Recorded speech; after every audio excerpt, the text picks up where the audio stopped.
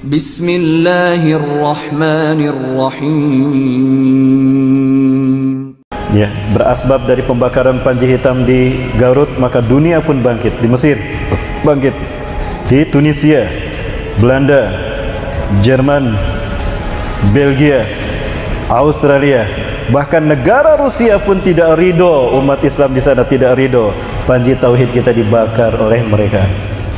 Maka tidak salah kalau negara kita sekarang lagi dipanas dibikin seperti ini. Kenapa demikian Bapak Ibu sekalian? Karena tinggal negara kita ini yang belum dipilih Allah memimpin kebangkitan Islam. Maka tidak salah negara kita dipecah-pecah Bapak Ibu. Lihat siapa yang menguasai Pulau Sumatera, Eropa. Siapa yang menguasai Kalimantan dan Sulawesi, negara tirai bambu. Dan Amerika akan mengambil Papua. Yang tersisa tinggal Pulau Jawa. Bapak Ibu, Allahu Akbar. Maka tidak salah kalau Rasulullah SAW menyampaikan sebagai salah satu tanda kebangkitan Islam telah dekat dan tanda kiamat telah dekat kepada umat manusia. Beliau menegaskan bahwa umatnya nanti akan berperang dengan satu bangsa. Tapi mohon tolong dimatikan dulu.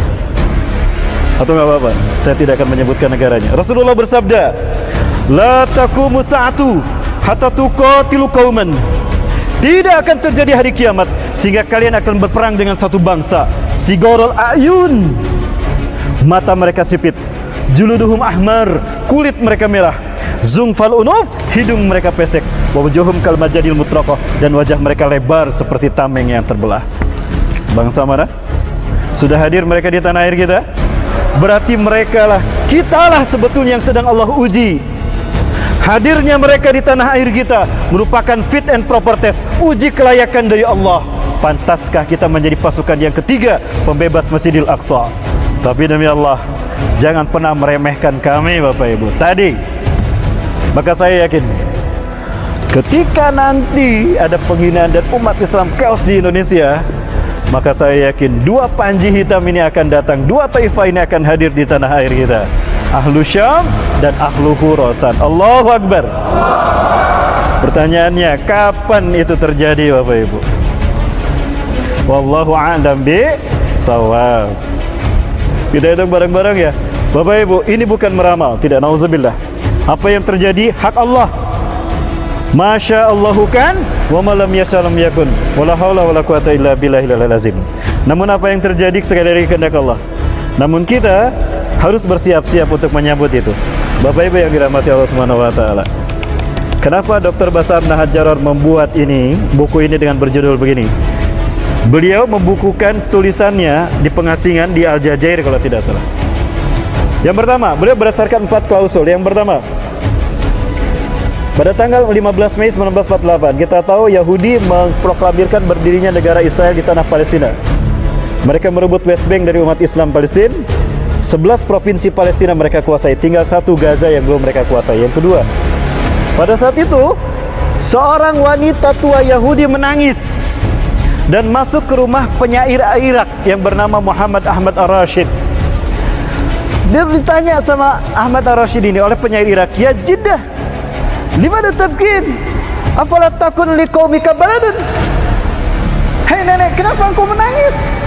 Bukankah hari ini bangsamu punya negara, punya tanah air? Apa kata nenek ini? Betul, hari ini negara bangsa kami punya tanah air, punya negara. Tapi demi Tuhan, berdasarkan kitab Taurat, bangsa ini tidak akan pernah lama menikmati kemerdekaannya kecuali hanya 76 tahun saja. Itu cerita si nenek itu. Ya, Ar-Rashid bertemu dengan penulis buku ini. Maka kemudian nenek itu pun tahu, ya, penulis buku ini pun tahu siapa nenek itu. Dan Bapak Ibu kita hitung, 15 Mei 1948 bertepatan dengan tahun 1367 Hijriah. 1367 tambah 76 hasilnya 1443. Sekarang tahun 1443. Apakah di tahun Hijriah ini mereka akan hancur? Wallahu a'lam bishawab. 1443 bertepatan dengan 2022. Sekarang 2021. Berarti tahun depan? Apakah tahun depan itu Israel akan hancur? Apakah tahun depan Taliban berhasil mengalahkan Israel? Bukankah tadi pemimpin Taliban mengatakan Hibatullah Akhundzada, pemimpin yang ketiga dari pemimpin Taliban setelah Mullah Umar dan Akhtar Mansur. Mullah Umar memimpin Taliban dari sejak berdiri 96 sampai 2013. Vakum 2 tahun, 2015 sampai 2016 dipimpin oleh Akhtar Mansur, syahid beliau, ya. Kemudian 2016 sampai hari ini dipimpin oleh yang ketiga, Hibatullah Akhundzada.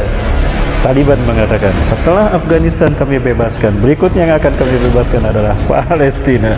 Berarti Israel akan berhadapan dengan Afghanistan. Apakah tahun depan Israel akan hancur? Wallahu a'lam bishawab.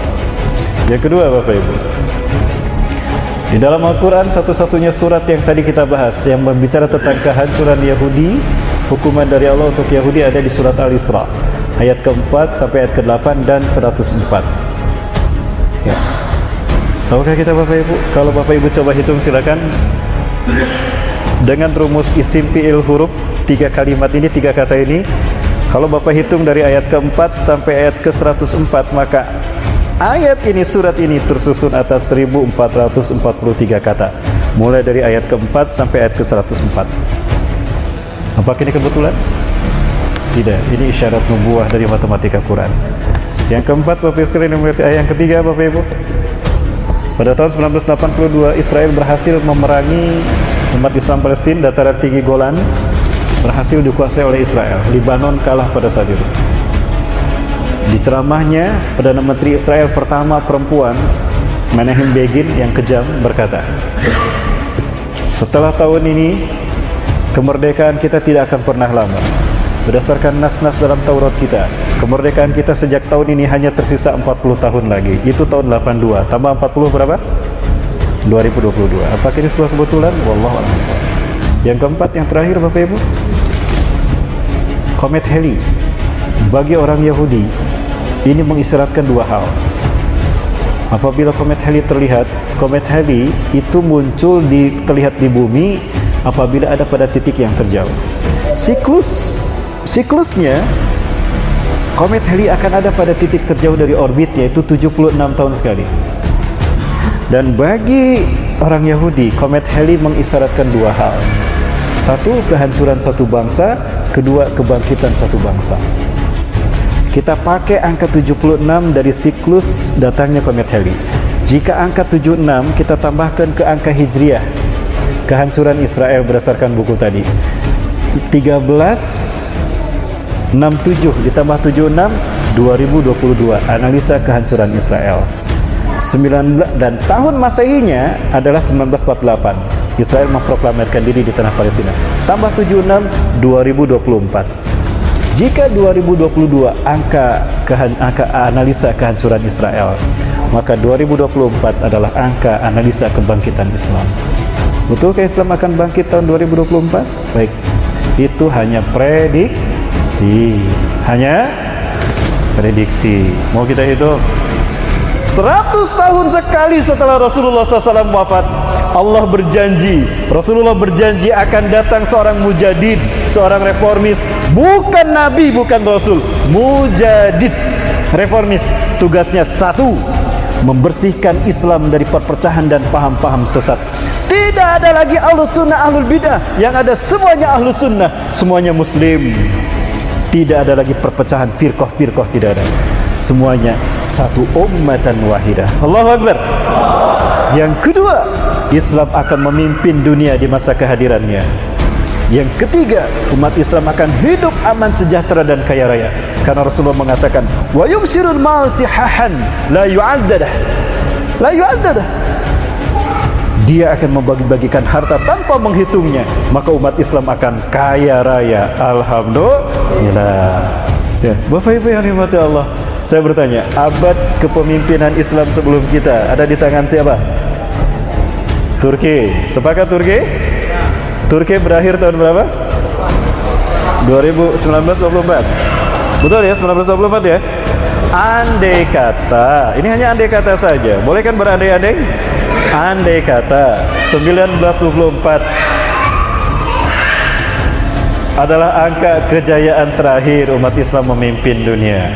Berarti abad berikutnya kapan Islam akan memimpin? 2024. Tadi angka 2022 prediksi Dr. Bassam Nahajaror, Israel hancur.